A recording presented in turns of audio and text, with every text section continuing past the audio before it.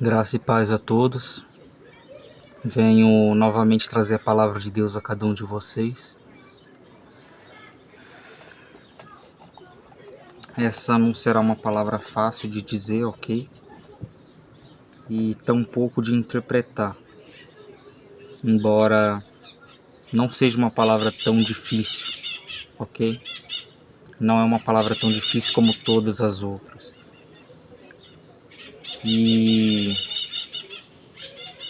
logo mais após essa palavra, eu vou citar o livro de João, capítulo 7, ok? Como querendo trazer alguns ensinamentos. Mas a palavra que vamos falar primeiramente está localizada em Isaías, capítulo 14, do 1 ao 23. Não é o capítulo completo, ok? Porque o primeiro capítulo vai falar a respeito do anticristo, de sua condenação, né? E depois vai falar sobre a profecia contra os assírios e a profecia contra os filisteus. Coisas que creio que já aconteceram naquelas épocas, ok? Coisas que já se passaram. E diz o seguinte: porque o Senhor se compadecerá de Jacó, e ainda elegerá Israel, e o porá na sua própria terra, e ajuntar-se-ão com ele os estranhos, e se achegarão à casa de Jacó. Deus aqui está prometendo reunir Israel das nações que eles foram levados, né? Por causa da perseguição. E os povos os receberão e os levarão aos seus lugares, e a casa de Israel possuirá esses povos por servos e servas na terra do Senhor, e cativarão aqueles que os cativaram, e dominarão os seus opressores. Aqui, na verdade, eu creio que acontecerá parte dessa profecia no tempo do fim, ok? Se essa profecia já aconteceu, eu não sei, ok? Pode ser que tenha acontecido, mas a verdade é o seguinte, que no tempo do fim haverá semelhanças com essa profecia, ok? No governo do anticristo vai haver uma semelhança com essa profecia que está sendo falada aqui agora, ok? Os povos os receberão e os levarão a seus lugares, e a casa de Israel possuirá esses povos por servos e servas na terra do Senhor, e cativarão aqueles que os cativaram, e dominarão os seus opressores. E acontecerá que no dia em que o Senhor vier a dar-te descanso do teu trabalho e do teu temor e da tua dura servidão com que te fizeram servir, né? Ou seja, que está falando de escravidão. Então proferirás este dito contra o rei da Babilônia e dirás: como cessou o opressor, a cidade dourada acabou.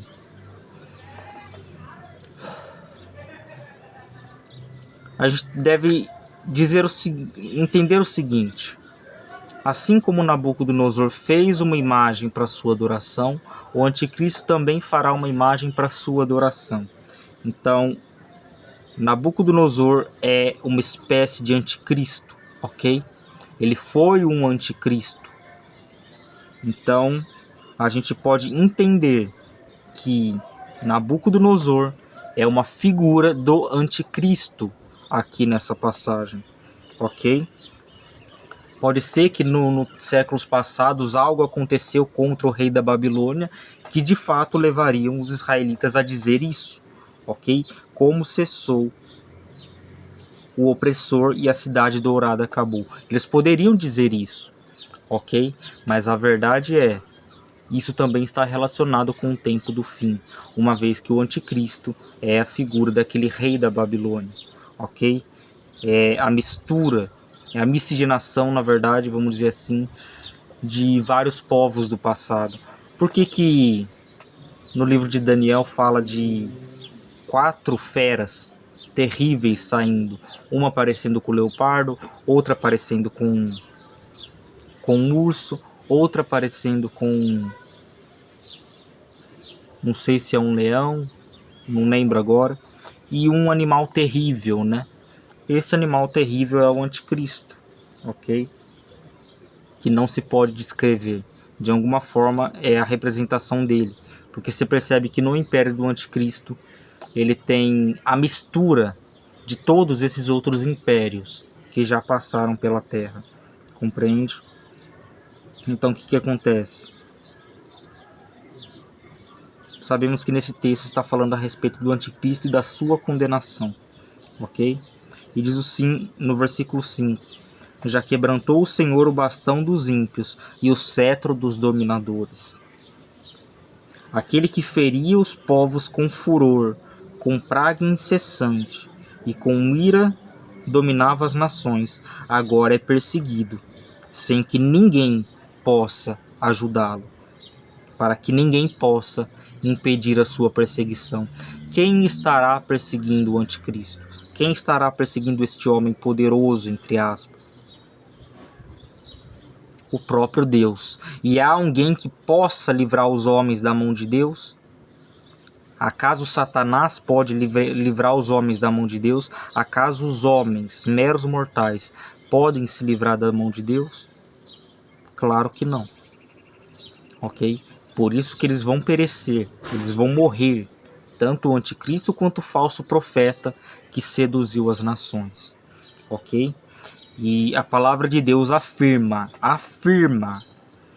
porque esta geração não se importou com o conhecimento de Deus, não se importou com o evangelho, com a palavra de Deus, Deus lhe enviou a operação do erro, do engano, a fim de que sejam enganados e seduzidos para a condenação todos aqueles que não deram crédito à verdade para a sua salvação.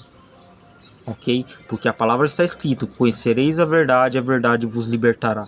Eles não quiseram a libertação que Cristo ofereceu, eles desprezaram isso. Por isso Cristo os enviou, um rei que eles acolha, para que adorem a Satanás e não a ele. Porque não é isso que está escrito em Apocalipse? Que adorarão a besta e adorarão a Satanás, que curou a ferida de morte da besta? Não está descrito dessa forma?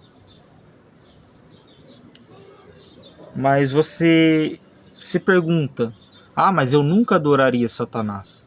Será mesmo?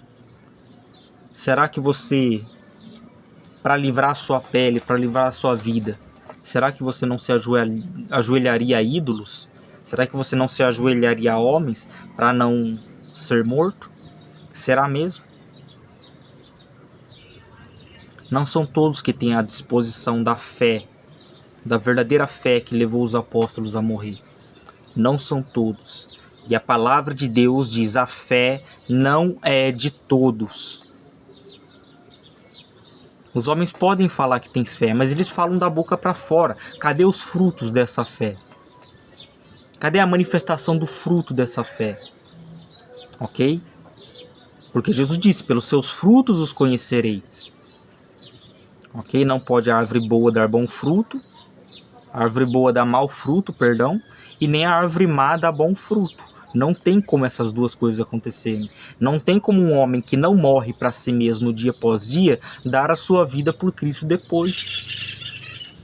Ele não está acostumado a ser rodeado de um sentimento de morte. Ele não está carregando a sua cruz como deve. Ele não está suportando as angústias de carregar a cruz e de espalhar um verdadeiro evangelho.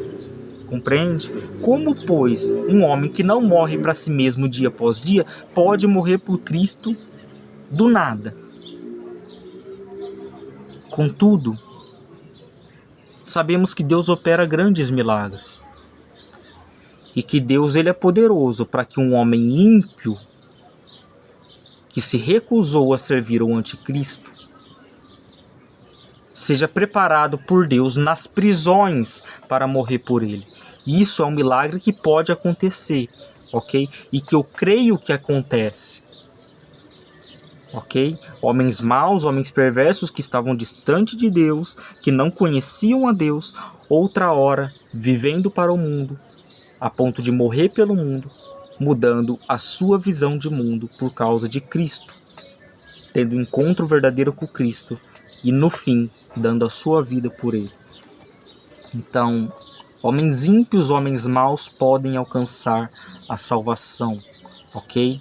Isso não é um mistério para ninguém. Homens piores do que Hitler podem alcançar a salvação, ok?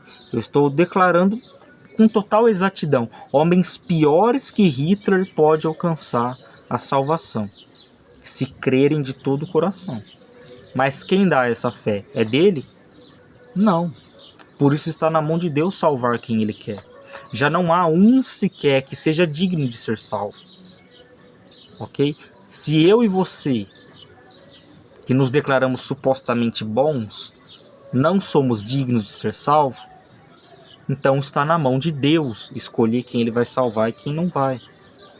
Compreende? Agora, este homem que seduziu as nações, que destruiu reinos, está sendo perseguido pelo próprio Deus, com uma perseguição incessante, através das trombetas, através dos 7 selos e através, por consumação da ira de Deus, as 7 taças da ira. Ok? E aquele que feria os povos com furor, com praga incessante e com ira dominava as nações, agora é perseguido, sem que alguém o possa impedir. Já descansa, já está sossegada toda a terra. Exclamam com júbilo, até as faias se alegram sobre ti, e os cedros do Líbano, dizendo: desde que tu caíste, ninguém sobe contra nós para nos cortar, isso é, para nos matar. Desde que tu caíste, ninguém sobe contra nós para nos cortar. O inferno, desde o profundo, se turbou por ti, para te sair ao encontro da tua vinda. Despertou por ti os mortos e todos os príncipes da terra, e fez levantar do seu trono e todos os reis das nações. Esses todos responderão e te dirão: tu também adoeceste como nós, e foste semelhante a nós. É como se Jesus estivesse declarando o seguinte aqui: este homem agiu conforme os imperadores do passado. E é como se esses imperadores do passado estivessem diante do anticristo dizendo: você também foi como nós. Você também se adoeceu. E você também seduziu as nações. E foste semelhante a nós. Eles estão falando. É como se César, Nero, esses anticristos do passado estivessem diante do anticristo final e dissesse: você foi a retratação de todos nós. E por isso será condenado com todos nós. É basicamente isso. Você acha que Nero, que há salvação para Nero? Você acha que há salvação para Pilatos?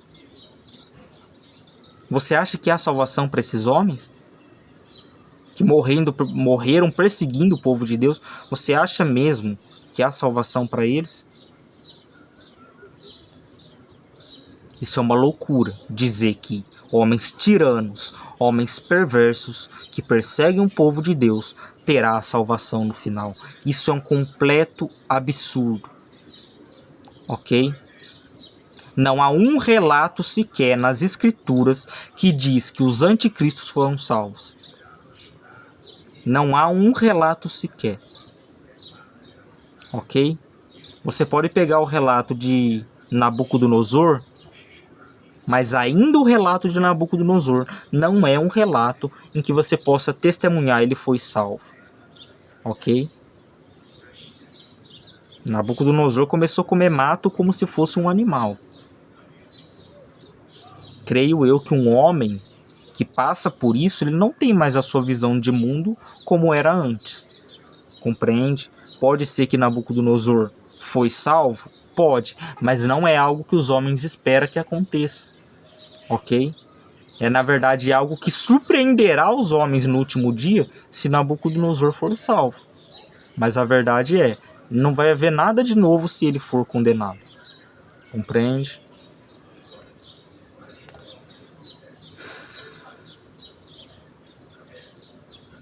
E daí depois ele declara aqui algo que aconteceu com Satanás no céu, né, antes dele ser atirado à terra. E diz o seguinte: já foi derribada no inferno a tua soberba, e com o som dos seus alaúdes, os bichos, os vermes, debaixo de ti, se estenderão, e os vermes te cobrirão. Como caíste do céu, ó estrela da manhã, filha da alva, como foste lançado tu por terra, tu que debilitava as nações. A quem ele está chamando de filho da alva aqui? Claramente nós entendemos como Satanás, como o nosso inimigo que foi atirado à terra, ok? Para seduzir as nações.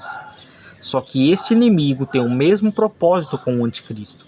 O anticristo quer adoração para si, e Satanás também quer adoração de Deus para si. E ambos dizem ser Deus. Compreende? Ambos dizem ser Deus.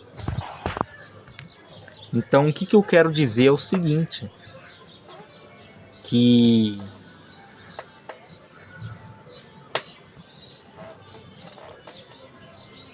João 7, calma aí. Vem, neguinho. Vem cá. Vem.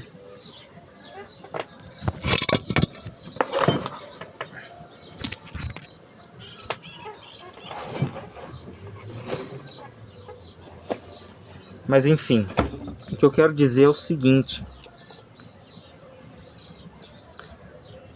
Satanás e o anticristo têm o mesmo propósito, por isso eles querem receber adoração.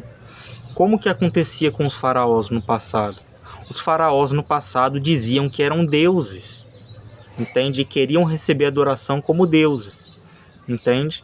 Assim como eles tinham os seus deuses, eles queriam receber adoração dizendo que eram Deus na terra. Eles queriam dizer que era Deus na terra. Eles não se viam como carne mortal. Compreende? O anticristo terá essa mesma arrogância.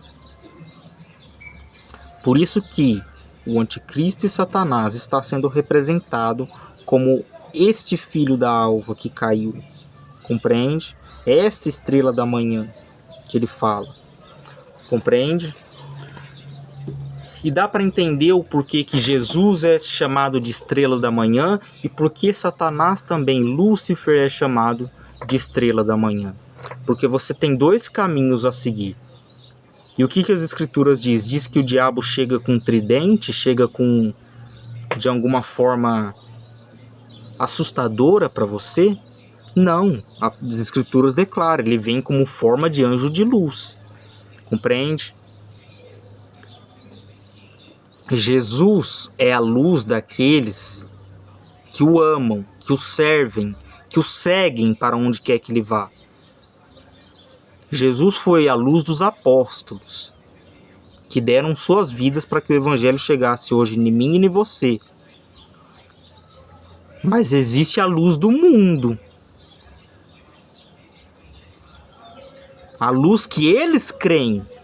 E qual luz eles creem? Não é Jesus. É Satanás. Eles creem na luz de Satanás e andam sobre essa luz. E se dizem ser salvos. Dizem estar libertos de seus pecados. Eles querem se libertar em Satanás. Eles querem viver uma vida ímpia. Querem andar à luz de seus pecados. Por isso que a Escritura diz: se o seu coração, se a luz que há em ti for trevas, quão grandes serão essas trevas? Se de alguma forma o bem em você é corrompido pelo mal, de tal forma que você não possa enxergar o mal, quão grande será esse mal? Compreende? Porque os fariseus viam como se eles fossem homens santos, homens que não faziam nada de errado, mas estavam ali sempre procurando algo para matar Cristo. Compreende? Mesmo sabendo que em seus corações Jesus era o Cristo. Eles desprezaram o verdadeiro Cristo para formar um Cristo segundo o que eles querem. E eles terão esse Cristo conforme eles querem.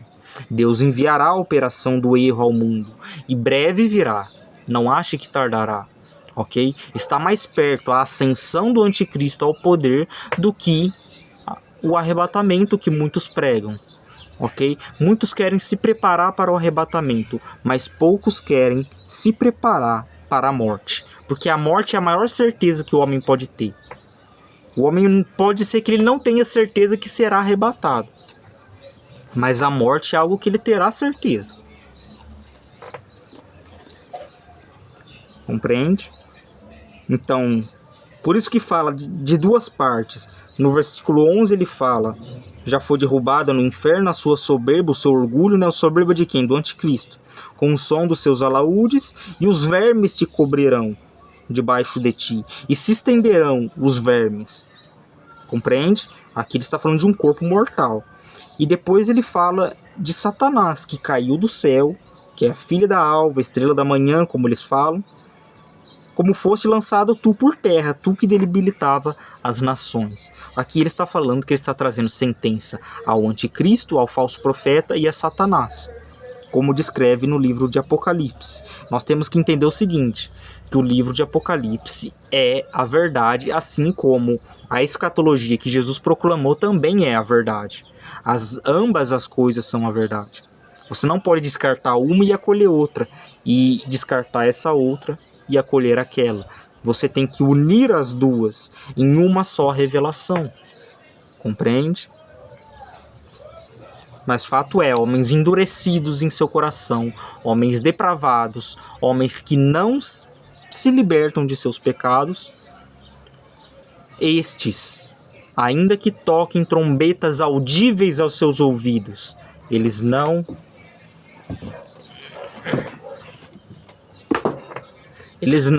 entenderão nada, ok? Pode um anjo do céu proclamar o evangelho, eles não crerão de maneira alguma. O que aconteceu na parábola do rico e do Lázaro? O que aconteceu ali? Pai Abraão, peça ao Senhor que me deixe ressuscitar dos mortos por um dia para pregar a minha família, a fim de que eles não venham também para esse lugar de tormento. E qual que foi a resposta? Eles têm Elias, eles têm Moisés e os profetas, que eles ouçam os profetas. Porque se eles não ouvem nem a lei de Moisés, nem os profetas, conforme ele estava dizendo ali, de nenhuma maneira descredibilizando a graça, ok? Porque pela graça somos salvos. E ele disse, se não ouvem os profetas nem a lei, eles não ouvirão ainda que alguém ressuscite dos mortos. E dito e feito, Jesus ressuscitou dos mortos e ninguém creu nele, senão aqueles a quem a graça foi derramada de tal forma a ponto de crer sem ver Jesus em vida. Compreende? E diz o seguinte: e tu dizias no seu coração, eu subirei ao céu, e acima das estrelas de Deus exaltarei o meu trono, e no monte da congregação me assentarei, da banda dos lados do norte, subirei acima das mais altas nuvens e serei semelhante ao Altíssimo. E contudo levado serás ao inferno, ao mais profundo do abismo. Este mesmo orgulho que houve em Lúcifer de querer fazer um governo acima do governo de Deus, não se sujeitando a Deus, o anticristo fará o mesmo, levando os homens a se rebelarem contra o seu Criador, levando os homens a odiarem o seu Criador, levando os homens à apostasia total da fé, amando a si mesmos, sendo presunçosos, sendo orgulhosos e declarando-se como deuses na terra. Estes homens receberão a punição, porque o seu pai nunca foi Deus, sempre foi o diabo. E diz: e contudo serás levado ao inferno, ao mais profundo abismo. Ao que te virem, te contemplarão, considerar-te-ão e dirão: este é o homem que fazia tremer a terra e fazia tremer os reinos. Vão dizer isso ao anticristo. Depois que verem o anticristo e o falso profeta sendo lançados no lago de fogo, o que as pessoas vão sentir em seu coração é isso: este era o homem que fazia tremer os reinos e as nações, que punha o mundo como um deserto e assolava, destruía suas cidades, que a seus cativos não deixava ir solto para a casa deles. Todos os reis das nações, todos eles jazem com honra, cada um na sua casa, mas tu és lançado na tua sepultura, como um renovo abominável, como uma veste de mortos atravessado a espada, como os que descem ao covil de pedras, como corpo morto e pisado. Aqui ele está falando da condenação do anticristo. Com eles não te reunirás na sepultura, porque destruíste a tua terra e mataste o teu povo, e a descendência dos malignos não será nomeada para todos sempre. Você acha que Deus não vai exterminar de vez a estirpe dos ímpios? Você acha que Deus não vai abominá-los como o homem abomina o lixo que joga no fogo? Você acha que ele não vai abominar essas pessoas a ponto de desprezá-las até a morte? Porque se você acha que os ímpios terá a mão de Deus para ajudá-los na grande tribulação, não terá. Ele terá o conforto, a paz de ter o que comer, de ter o que vestir, de ir para lá e para cá. Mas a sua angústia será tremenda. A sua assolação, a sua destruição será para toda a eternidade. E subirá a sua fumaça aos céus, pelos séculos dos séculos. Então pense sobre o seu pecado. Pense se você está vivendo uma vida justa diante de Deus. Ok?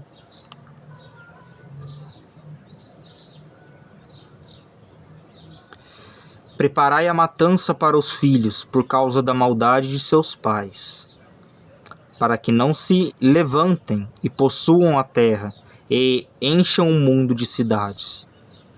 Porque me levantarei contra eles, diz o Senhor dos Exércitos, e desarraigarei deles, da Babilônia, o nome, e os resíduos, e o filho, e o neto, diz o Senhor. Ele está falando: eu vou destruir todos. Sem exceção, eu vou destruir todos, para que não se lembre do nome deles, no paraíso que eu criar. Sim, no novo céu e na nova terra, não haverá lembrança deles. Não haverá alguém que levante sepulturas para fazer memorial a eles. Pelo contrário, nem se mencionará, nem se lembrará, e será apagado da memória o nome destes. E eu posso dizer, a pessoa que pode ser apagado o nome da existência lá no paraíso, quando você chegar lá, pode ser o seu pai, pode ser a sua mãe, pode ser o seu filho, pode ser quem for.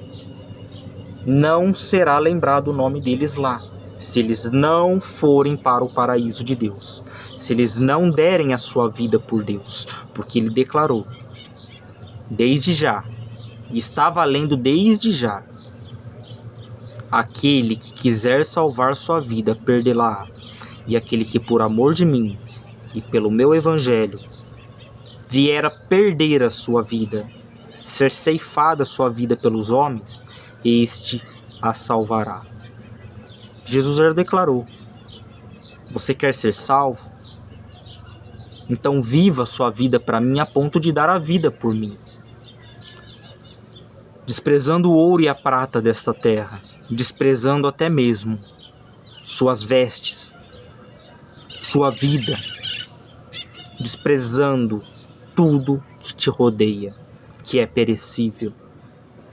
E uma das coisas que é perecível é a nossa família, ok? Meu filho e minha esposa podem morrer. Eu devo amar Deus acima deles, porque Deus não morre, Deus é eterno e concede a eternidade também para a minha família, ok? E reduzi-la-ei a possessão de corujas e a lagoas de águas, e varrê-la-ei com vassoura de perdição, diz o Senhor dos Exércitos. Então, até aqui, a gente vê quanta destruição o Senhor trará a essa terra. Que o justo não habitará com o perverso, e que o perverso não se alegrará por muito tempo de suas perversidades. Que antes virá essa vassoura da destruição, que o Senhor varrerá os homens da terra. Como alguém varre o pó de sua casa, e ele varrerá os ímpios dessa terra, ok? E os seus nomes já não serão mais lembrados. E quem creu em Jesus? Quem creu na pregação do Evangelho? Ora, a palavra de Deus vai dizer aqui que nem seus irmãos creram nele. Vamos ler o que está escrito em João capítulo 7. E depois disso, Jesus andava pela Galileia e já não queria andar pela Judeia, porque os judeus queriam matá-lo. Então, o propósito de Jesus não andar pela Judeia é porque os judeus estavam procurando a vida dele para matá-lo. E de alguma forma Jesus sentia que não era a hora de morrer. Ah, mas Jesus se acovardou, Jesus não foi para a festa. Vamos ver o que aconteceu. E estava próxima à festa dos judeus, chamada Festa dos Tabernáculos. Disseram-lhe, pois, seus irmãos: sai daqui e vai para a Judéia, para que também seus discípulos vejam as suas obras que fazes. Porque não há ninguém que procure ser conhecido que faça alguma coisa em oculto. Se fazes as coisas, manifesta-te ao mundo. Essa foi o argumento dos irmãos de Jesus, né? Um argumento presunçoso. Sabe o que Jesus declarou para eles? Para os próprios irmãos? Ele declarou o seguinte. E a Escritura no verso 5 declara: porque nem mesmo seus irmãos criam nele. E o que Jesus respondeu a eles? Disse-lhes, pois, Jesus: ainda não é chegado o meu tempo. Ou seja, a hora da minha morte ainda não chegou. É isso que Jesus está falando. A hora da minha morte, que o Pai determinou, não chegou ainda. Mas o vosso tempo sempre está pronto. Vocês sempre estão mortos espirituais. Vocês sempre estão dispostos a festejar, mas não estão dispostos a sangrar e a suar por Cristo. Vocês sempre estão dispostos a se alegrar, como se a vida fosse só alegria, e festejar e a beber com os bêbados, mas não estão dispostos a viver a genuína fé cristã. Isso ele falou para seus irmãos. Imagine para nós, que nem irmão de sangue de Jesus nós não éramos. E diz, e o que ele disse logo em seguida, depois de dizer, o vosso tempo sempre está pronto? O que Jesus disse? O mundo não vos pode odiar, mas ele odeia a mim. Portanto, dê-lhe testemunho que suas obras são más. Subam vocês para a festa. Eu não vou subir ainda à festa, porque ainda o meu tempo não está cumprido. E havendo-lhes dito isso, ficou na Galileia. E logo depois, passa-se um tempo, e Jesus resolve subir à festa dos tabernáculos. ok? E diz o seguinte: mas quando seus irmãos já tinham subido à festa, então subiu ele também, não manifestadamente, mas como em oculto, se escondendo na multidão. Ora, os judeus procuraram na festa e diziam: onde ele está? E havia grande murmuração entre a multidão a respeito dele. Diziam alguns: ele é bom. E outros diziam: não, antes engana o povo. Será que nos dias atuais não é esse sentimento que há no mundo? Alguns dizem: ele é bom. Outros dizem: ele engana o povo. Será que essas divisões que havia no passado com relação a Jesus deixaram de acontecer no século atual? Porque as pessoas dizem da boca para fora que o Senhor é bom. Mas quando o Senhor resolve tirar a vida de alguém da família deles, o Deus deixou de ser bom para eles. Ora, o que Jó declarou? Deus me deu e Deus tomou. Bendito seja o nome do Senhor. Jó não murmurou, Jó não esperneou, como muitos fazem. Jó não abandonou a fé, como muitos abandonam.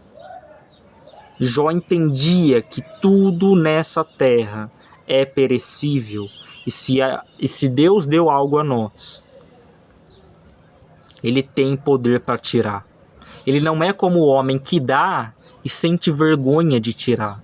Ele é quem dá e quem tira sem tomar a satisfação dos homens, sem perguntar aos homens o que eles querem que faça. Ok? Deus não é servo dos homens. Os homens são servos de Deus. É pelo contrário. Não é o Criador que serve a criatura. É a criatura que serve o Criador. Mas ainda o nosso Criador veio nos dar o exemplo de como devemos servir uns aos outros. O nosso Deus se fez servo por amor de nós, a fim de nos ensinar esse caminho. E agora eu te pergunto, será que nós somos desobrigados a cumprir a lei? Será que nós somos desobrigados a viver esses mandamentos que ele resumiu em 2? Amarás o teu próximo como a ti mesmo, e a Deus acima de todas as coisas. Será que estamos desobrigados a cumprir isso? Sabendo que o amor a Deus acima de todas as coisas transcende o homem a ponto de que ele consiga enxergar que ele deve prestar favor ao seu próximo? Porque alguém que ama a Deus a fim de morrer por ele não colocará empecilhos em amar o próximo. Compreende? Então uns diziam: ele é bom, e outros diziam: não, antes ele engana o povo. Todavia ninguém falava abertamente sobre ele, com medo dos judeus. Mas no meio da festa subiu Jesus ao templo e ensinava. Olha que loucura! Os homens que estivessem sendo perseguidos, se estivessem no lugar de Jesus, jamais fariam uma coisa dessa. Jamais iriam ao templo abertamente ensinar. Compreende? Mas Jesus foi ensinar, mesmo sabendo que poderia ser morto. Ok? Jesus foi ensinar no templo, abertamente no templo, não na festa. E daí eles perguntavam, né? E os judeus se maravilhavam, dizendo: como sabe este letras, não as tendo aprendido? Ok? E Jesus respondeu-lhes e disse: a minha doutrina não é minha, a minha palavra não é minha, ele disse, mas daquele que me enviou. Ou seja, mais um exemplo que ele dá para nós. A nossa palavra não é nossa, é daquele que nos enviou. Não é pertencente a homens, para que ninguém se glorie. Por isso, pessoas analfabetas podem compreender essa palavra. Pessoas que têm Alzheimer podem compreender essa palavra e guardá-las em seu coração. Por isso, pessoas loucas conseguem compreender essa palavra. Sim, loucos, que ficam internados em manicômios. Estes podem ouvir o Evangelho e entender o Evangelho. Porque a palavra de Deus diz que aos entendidos ele faria, aos que conhecem as palavras, as letras, ele faria conhecer o Evangelho e ser salvo. E aos loucos ele faria entender de coração, como está descrito em Provérbios 8. Ok? Aos loucos faria entender de coração. E é isso que importa, entender de coração. Não memorizar, mas entender de coração, guardar no coração. Isso é mais importante do que memorizar, ok? Porque isso leva a uma prática viva e verdadeira, ok?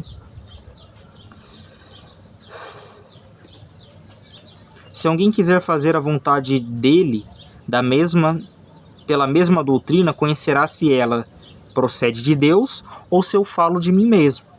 Ou seja, Jesus estava falando, averigue. Aquele que quiser fazer a vontade de Deus, pela mesma doutrina que prego, conhecerá se a doutrina parte de mim ou se parte de Deus. Ele diz, quem fala de si mesmo busca sua própria glória. Ou seja, quem fala de seus atos, de suas boas obras, essas coisas, está buscando sua própria glória, na maioria das vezes. Mas o que busca a glória de outro, daquele que o enviou, este é verdadeiro e não há nele injustiça. Ou seja, se levarmos o Evangelho a ponto de buscar a glória de Cristo, não há injustiça em nós. Mas se levamos o Evangelho nos gloriando de nós mesmos, não estamos dando glória a Deus, estamos dando glória a nós mesmos. E nisto não há recompensa. Não vos deu Moisés a lei, e nenhum de vós observa a lei. Ponto final.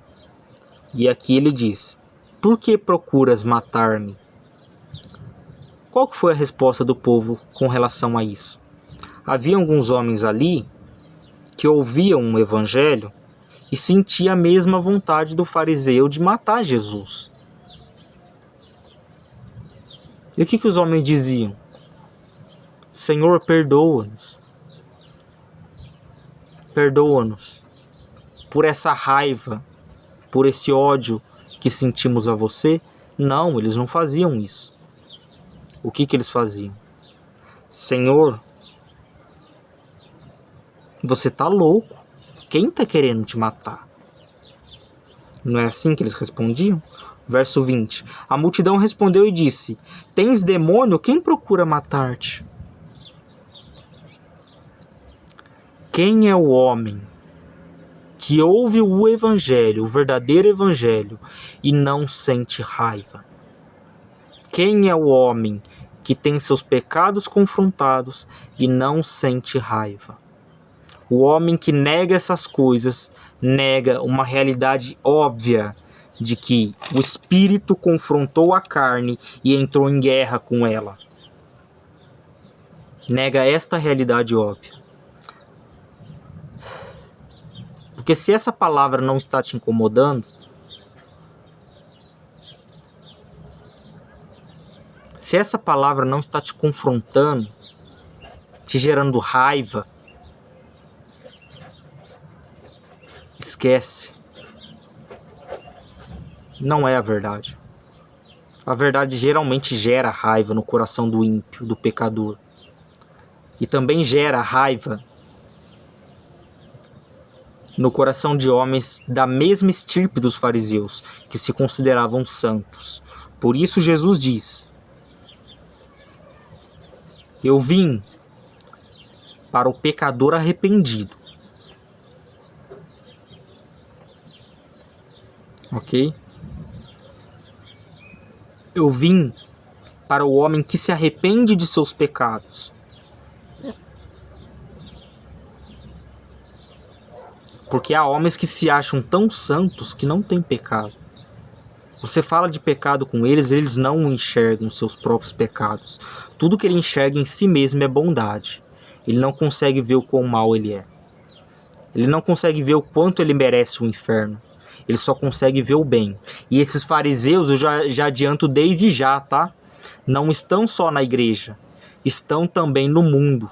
São aqueles senhorizinhos que todo mundo fala que é bom. E são aquelas senhoras que todo mundo fala que é boa. Ok? Nos piores homens da humanidade foi achado bondade. O que você acha que os serial killers fazem?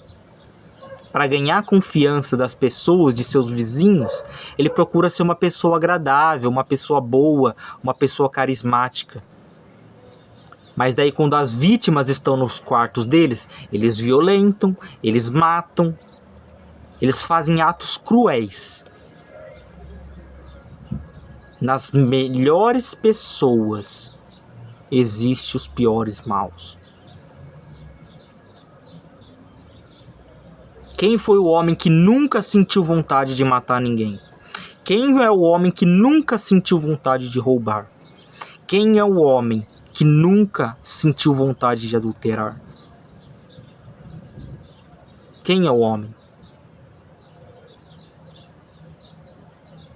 Essa palavra não é só para homens, tá? É para mulheres também. O ser humano gosta de querer fugir dos temas. O ser humano acha que isso é pro outro, não é para mim. Isso que ele tá falando serve para aquele outro ali, ó, que tá nas drogas, que tá perdido, que tá no álcool. Não serve para mim. Pelo contrário, serve para todos. Absolutamente todos. Respondeu Jesus e disse: fiz uma obra e vocês todos se maravilharam, pelo motivo que Moisés vos deu a circuncisão.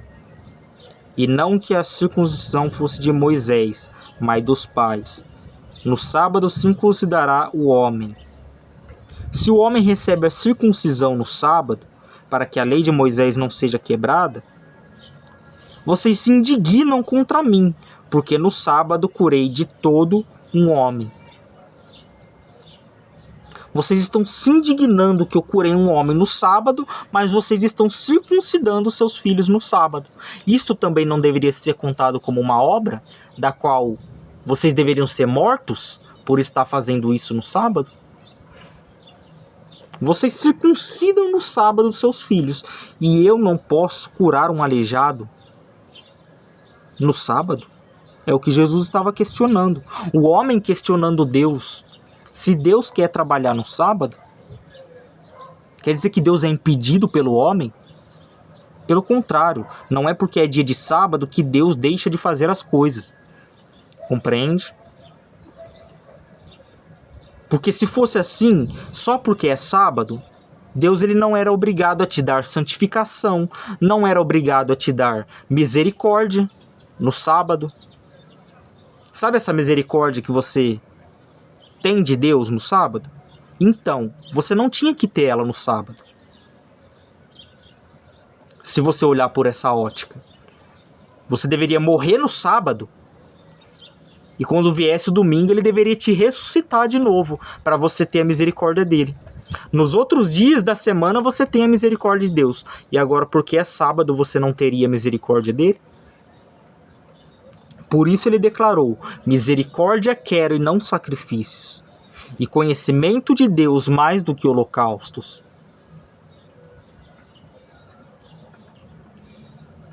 Ele não quer sacrifícios, ele quer misericórdia. E a misericórdia depende que você ame o seu próximo, que você ame o seu inimigo, como ele declarou.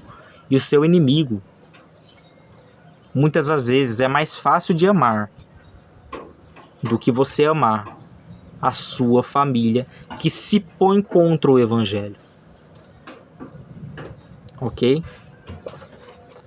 Porque o inimigo ele vai te ofender uma vez ou outra, a sua família te ofende sempre. Ok? Porque ela conhece os seus pecados e ela joga na sua cara os seus pecados. É mais difícil amar a família do que amar o inimigo. Porque a palavra de Deus diz abertamente: serão inimigos do homem ou de sua casa.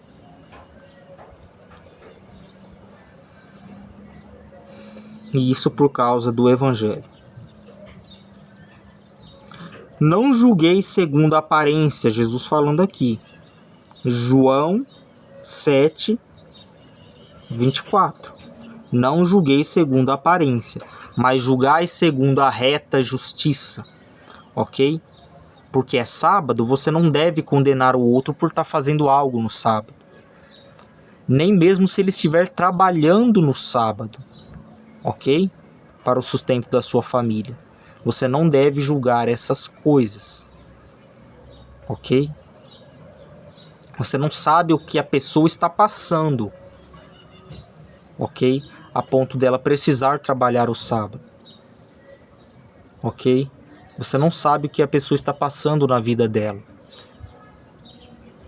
Então não julguem segundo as aparências, mas julgai segundo a reta justiça, conforme Jesus disse. Então, alguns de Jerusalém diziam: não é este o que procuram matar? E ei-lo, aí está falando abertamente, e nada lhe dizem. Por acaso sabem verdadeiramente os príncipes que este é o Messias? Eles se questionavam. Será que este é o Cristo? Porque ele está pregando abertamente e ninguém fala nada a ele. E há muitos que querem matá-lo e nada fazem.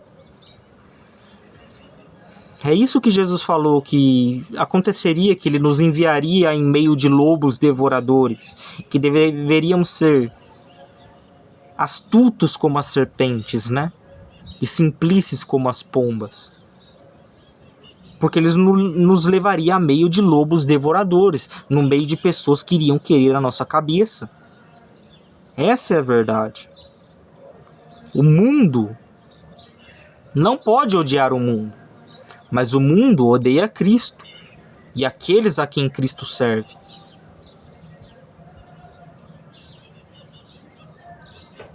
Isso é, aqueles que servem ao Senhor, né? Todavia sabemos de onde este é, mas quando vier o Cristo, ninguém saberá de onde ele é. Pelo contrário, eles estavam muito enganados. Eles estavam muito, mas muito enganados. Este era o verdadeiro Cristo, que eles desprezaram. Como está escrito, ele veio para os que eram seus, e os seus não receberam. Por isso o Senhor os enviou aos gentios, para de alguma maneira causar inveja neles. Sim, seria essa palavra mesmo. Causar inveja, a fim de que eles queiram ser como os gentios são. Não nas impiedades dos gentios, mas na santificação que Deus trouxe a eles. Ok? A restauração que Deus trouxe a eles. Por isso que Paulo falava que pregava o evangelho aos gentios a fim de provocar o ciúme nos de sua terra, a fim de que eles se convertessem verdadeiramente. Ok? Clamava, pois, Jesus no templo, ensinando e dizendo: Vós me conheces e sabes de onde sou, e eu não vim de mim mesmo, mas aquele que me enviou é verdadeiro, o qual vocês não conhecem. Mas eu o conheço, porque dele sou, e ele me enviou. É claro, enviou como Cristo, como Salvador do mundo, ok? Como o Messias. Procurava, pois, prendê-lo, mas ninguém lançou mão nele, né? Porque ainda não chegara a sua hora. Eles queriam prendê-lo de alguma forma, mas ninguém fazia nada com ele. De nenhuma maneira Jesus temia aqueles que queriam prendê-lo. E muitos da multidão creram nele e diziam: quando Cristo vier, fará ainda mais sinais do que os que este tem feito? Pelo amor de Deus, como que as pessoas veem os milagres que a pessoa fez, de tal maneira que ele ressuscitava mortos, fazia isso e aquilo outro, e não creram, achava que viria alguém melhor que ele ainda, a ponto de dizer que esse outro seria Cristo.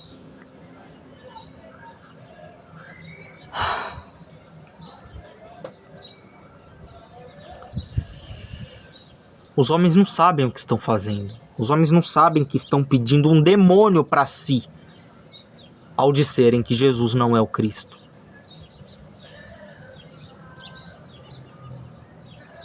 Eles não sabem que estão pedindo um homem segundo suas próprias arrogâncias, que se orgulha com orgulhos que eles têm, que diz: eu sou Deus, como eles se declaram como Deus. Eles não querem se sujeitar à voz de Deus, eles querem ser o Deus deles, e eles querem ditar o que Deus tem que fazer ou não. Por isso Deus enviará aqueles a quem eles vão querer adorar como Deus. Mas a demônios estarão adorando. Vasos cheios de podridão, vasos cheios de ruína para dar a todos os homens, levando os homens ao engano.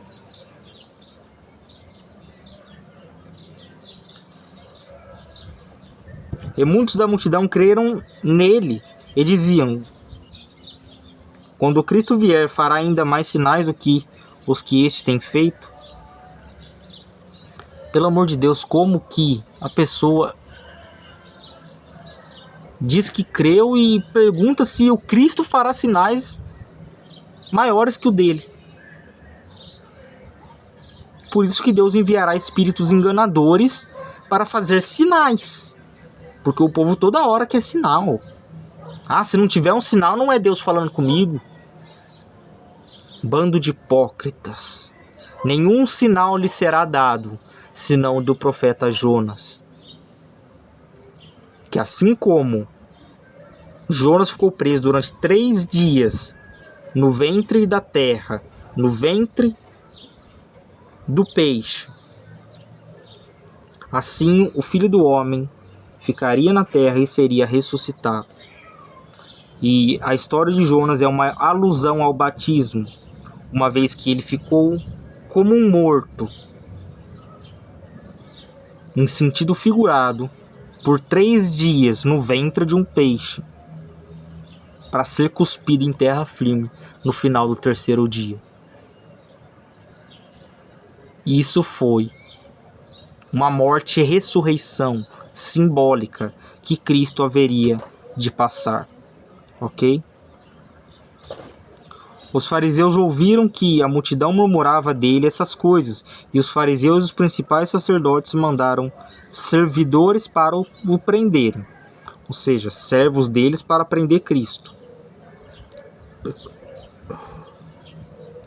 Disse-lhes, pois, Jesus: ainda um pouco de tempo estou convosco, e depois vou para aquele que me enviou.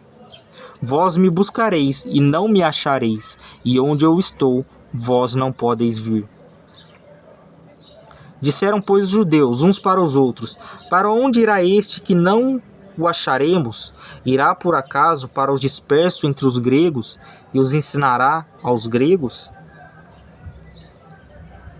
Que palavra é esta que disse: buscar-me-eis e não me achareis, e onde eu estou vós não podes ir?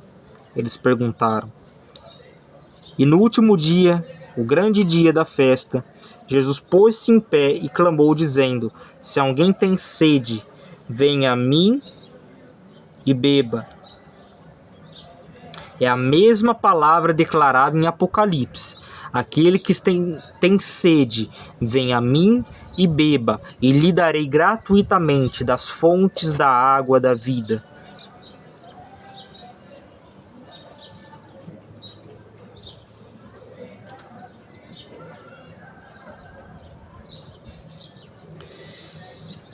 Verso 39. E isso disse a respeito do Espírito que haviam de receber os que nele crescem, porque o Espírito Santo ainda não fora dado, porque ainda Jesus não tinha sido glorificado em sua morte e ressurreição. Então muitos da multidão, ouvindo essa palavra, diziam: verdadeiramente este é o profeta. Não é nem o Cristo, ainda disseram o profeta. Outros diziam: este é o Cristo. Estes estavam corretos. Mas diziam outro: vem, pois, o Cristo da Galileia? Não diz as Escrituras que o Cristo vem da descendência de Davi, de Belém, da aldeia de onde era Davi? Assim, entre o povo havia divisão por causa dele. E alguns deles queriam prendê-lo, mas ninguém lançou mão nele. E os servidores foram ter com os principais dos sacerdotes e fariseus, e eles lhes perguntaram: por que não o trouxestes? Responderam os servidores: nunca um homem falou algo assim como este homem. Como eram incrédulos os fariseus! Para os próprios servos deles falarem: nenhum homem falou assim como este homem, é porque de fato tinha algo muito diferente de Jesus, que levou até homens ímpios confessá-lo como se eles não fossem um ser humano mortal. Entende?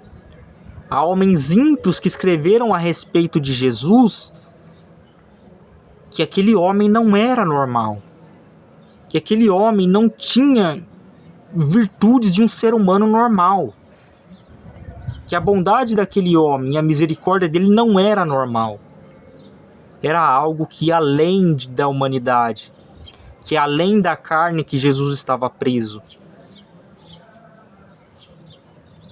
Eles falavam: aquele homem era como se fosse o próprio Deus andando entre nós. E é isso que significa a palavra Emanuel, Deus conosco, Deus habitando entre os homens, Deus ensinando os homens. E eu posso dizer, Deus não deixou de estar conosco. Por isso ele disse: enviarei o Consolador e estarei convosco até o fim dos séculos. Ele não nos deixa só. Ele nos enviou o Consolador. E sem o Consolador a gente não é nada. Absolutamente nada.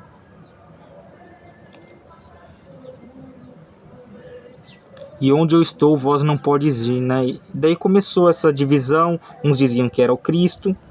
E perguntaram: pode vir da Galileia? E os servos dos fariseus falaram para ele: nunca nenhum homem falou assim, como este homem. Responderam-lhes, pois, os fariseus: também vocês foram enganados? Você percebe como que há um grande rancor no coração dos fariseus por Jesus, entende? Não é muito diferente de muitos crentes e muitos ímpios dos dias de hoje, ok? Não é diferente. Jesus continua sendo desprezado mesmo em meio a seu povo, compreende? E responderam-lhes, pois, os fariseus: também foste enganados? Creu nele, por acaso, algum dos principais ou dos fariseus? Quando Deus chamou Gideão para a batalha,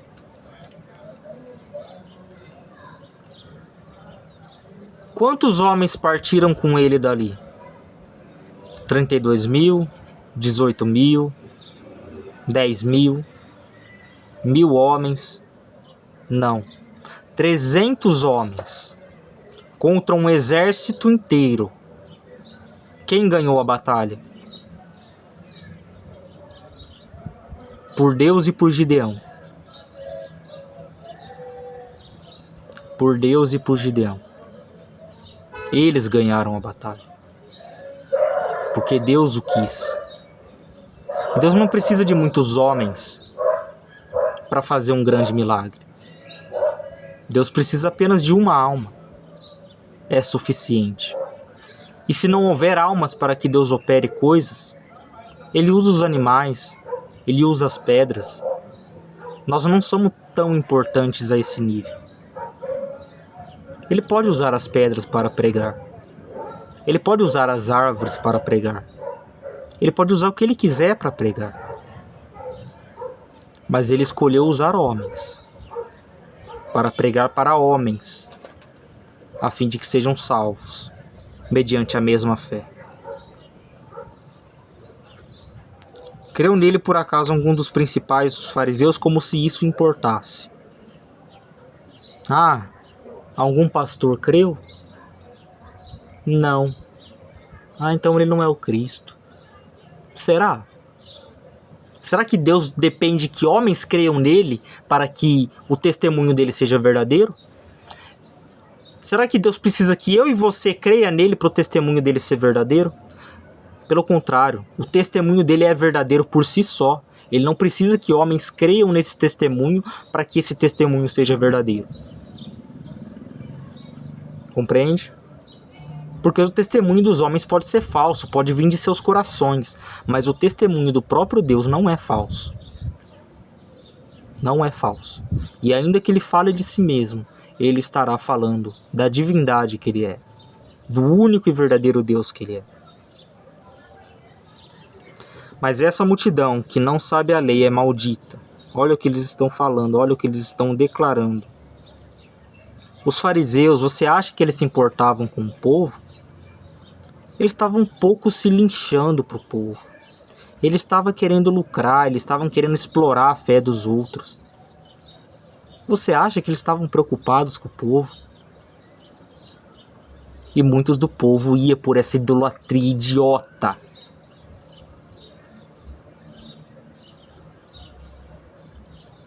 Para competir com homens idiotas. Para ver quem tem mais obras. Ah, aquele ali colocou R$1.000 no altar de Deus ali. Ah, eu vou colocar 2.000 porque eu quero ser melhor que ele. Ah, aquele ali colocou 2.000, eu vou colocar 4.000 aqui agora. Ah, aquele ali colocou 4.000, eu vou colocar 20.000 então. E aí por aí vai, né? Ah lá, olha aquela mulher ali, ó, colocou 2 moedas só. Olha que mulher trouxa. Colocou 2 moedas só, acha que Deus vale só isso. Tá vendo como que é o coração dos homens? É dessa maneira. É dessa maneira. Eles querem se gloriar de fazer algo para Deus. No que deveria ser o contrário. Eles deveriam se gloriar de que Deus fez algo por eles. Nós não temos, não existe nada que a gente receba de Deus que a gente não receba por graça. E o ato de você praticar boas obras é uma graça de Deus. Porque não é natural do homem ser bom, é natural do homem ser mau. Não é natural do homem amar o seu inimigo, é natural do homem odiar o seu inimigo. E você acha que isso é uma graça que vem de você? Você acha que você é o melhor que os outros porque você está compartilhando dessa graça? Pelo contrário. Se não se arrependerdes de se gloriar nessas obras, você pode perecer igual aos ímpios no mundo. E Nicodemos, que era um deles, o que de noite fora ter com Jesus, disse-lhes: por acaso condena a vossa lei a algum homem sem primeiro ouvir ou ter conhecimento do que ele faz? Nicodemos perguntou: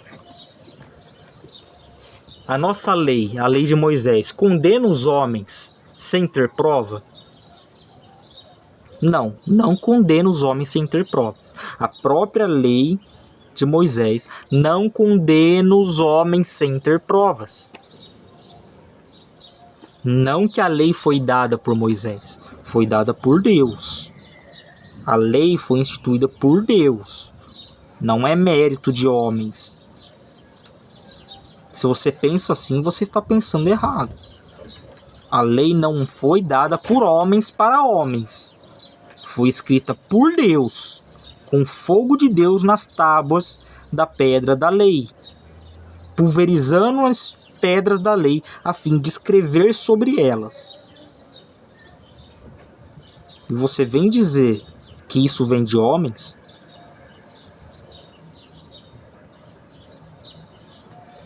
E ele diz: responderam-lhes e disseram-lhes: és também tu da Galileia? Examina e verás que da Galileia não veio profeta algum. E cada um foi para sua casa.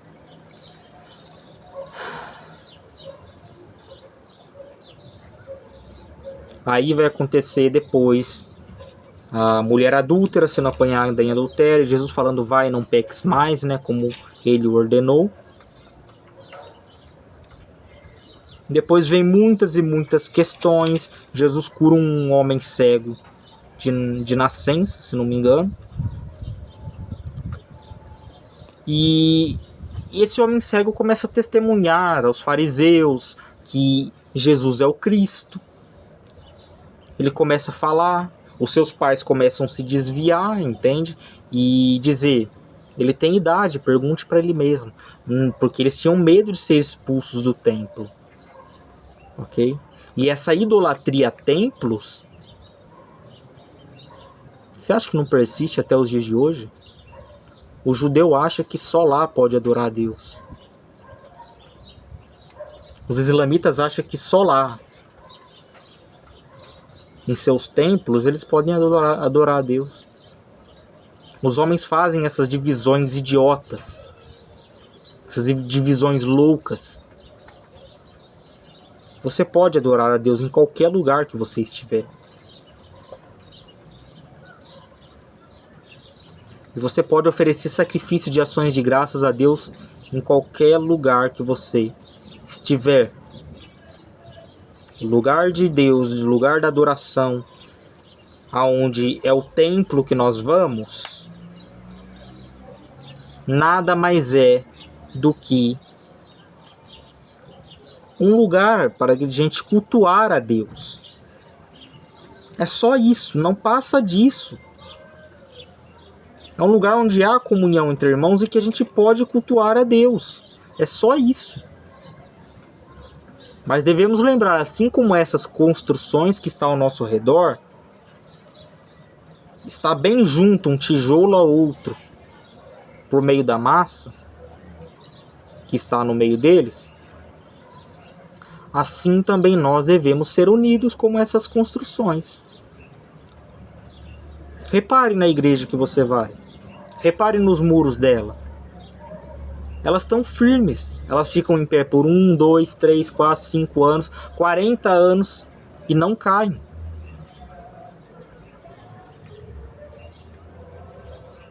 Assim devemos ser nós com o convívio com os irmãos.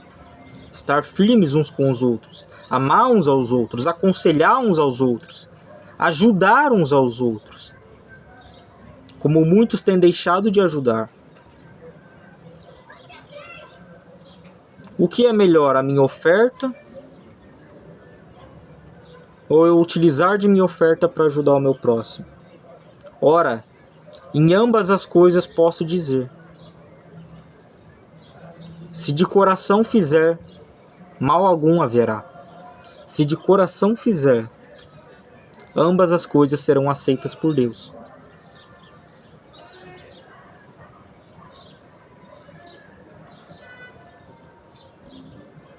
Se algum dia eu decidir tirar do meu dízimo para ajudar alguém,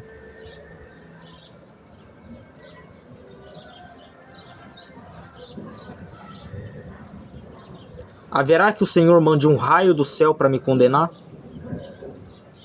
Se algum dia da minha vida eu tirar do meu dízimo para ajudar alguém que está passando necessidade, acontecerá que o Senhor me condenará? Não. Mas os homens gostam de condenar por isso, não é verdade? É tão fácil falar qualquer coisa. É tão fácil falar que o homem é maldito porque ele não deu o dízimo. É fácil falar isso. Mas se eu dou o dízimo com gratidão, não hei eu de colher de Deus as coisas. E eu posso dizer, não há nada que eu queira de Deus. Se eu estiver dando dízimo, não é para que eu queira receber algo dele. O que eu quero receber é a salvação. O que eu quero receber é a santificação. Se ele me der isso, para mim basta. Eu não quero saber de carro, não quero saber de casa. Se eu tiver que andar de bicicleta até os fins do meu dia, eu vou andar. Com total gratidão no coração por Deus.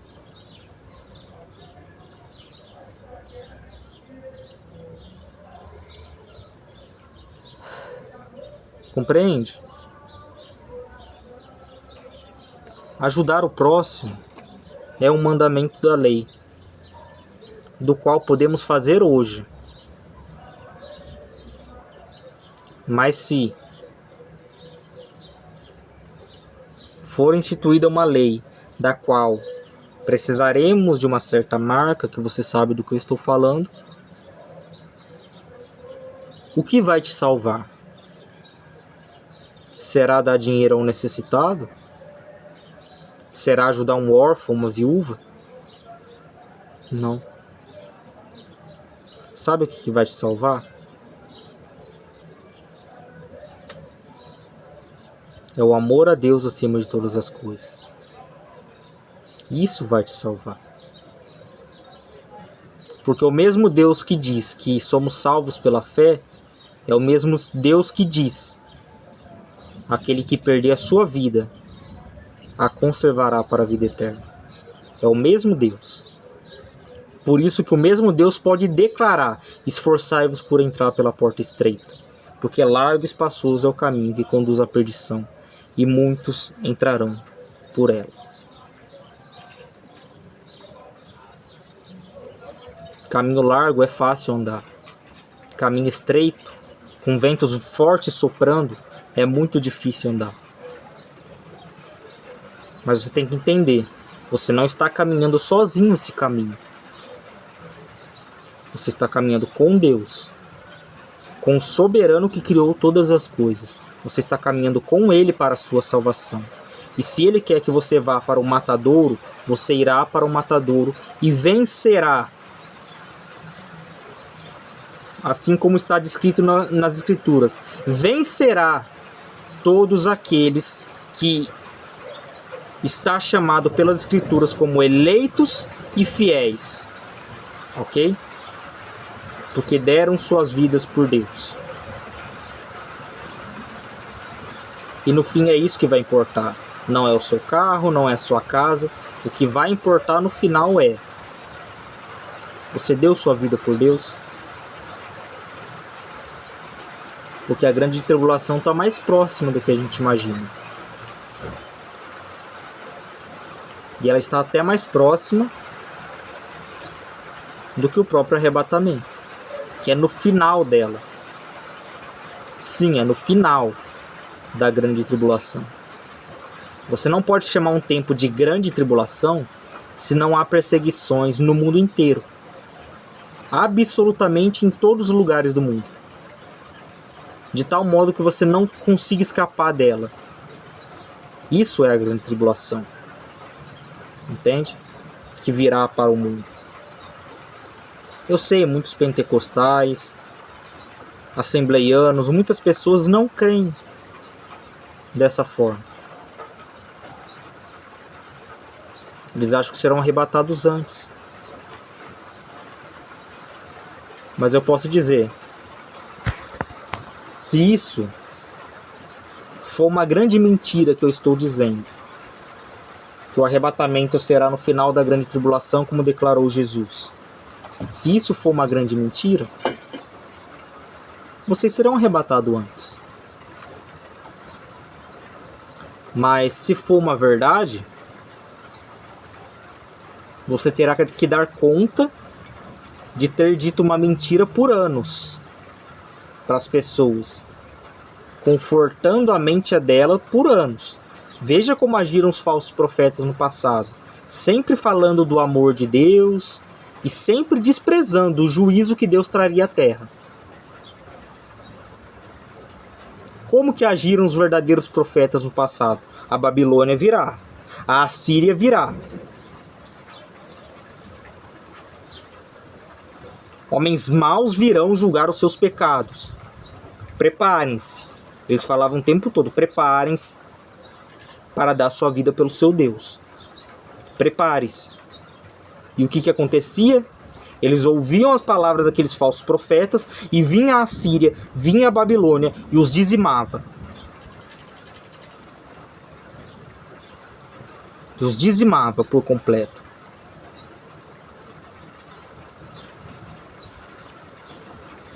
E agora você acha que no tempo do fim vai ser diferente?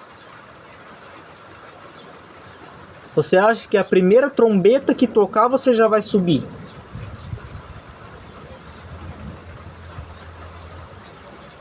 Você tem que rever os seus conceitos. Você tem que rever a sua teologia. Porque quando eu me propus a ir para Deus, eu sabia de algumas coisas. E eu falei, Senhor, eu estou disposto a abrir a mão do que eu sei, como se estivesse correto, porque eu quero aprender com o Senhor a partir de hoje. E dia após dia Ele tem me ensinado. De lá para cá nunca me faltou conhecimento da palavra de Deus.